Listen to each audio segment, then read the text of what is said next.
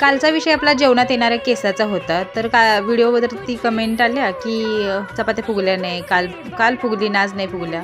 तर हे बघा, चपाती आणि भाकरी करण्यात नाही का माझा कोणीही हात पकडू शकत. मी सगळ्या प्रकारच्या चपात्या बनवू शकते, पण ते गडबड असते कधी कधी, त्याच्यामुळं गोळा वगैरे बनवावा लागत नाही, पटापट बनवाव्या लागतात चपात्या. चपाती फुगवायची की नाही हे सर्वस्वी आपल्या हातावर आहे, पीठ मळण्यावर आहे, लाटण्यावरती आहे, एवढं सगळं आहे माहिती आहे का त्याच्यामध्ये. असो, मी आज तुम्हाला माझ्या एका कस्टमरची गोष्ट सांगणार आहे. आपण कुठेही मेस लावली ना, मेसचा डब्बा घेत असलो ना, तर आपल्याला वाटतं की बाबा तिथली चपाती मऊ असावी नाही का.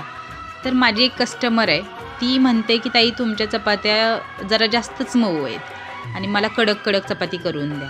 म्हणजे जगात 2 प्रकारची माणसं असतात, एक मऊ चपाती खाणारी, एक चपाती कडक करून खाणारी. म्हणत होती की माझ्यासाठी 2 चपात्या मीडियम फ्लेमवरती किंवा लो फ्लेमवरती थोड्याशा शेकत कडक करत जावा. तर मी तिला सांगितलं तुझे दात लई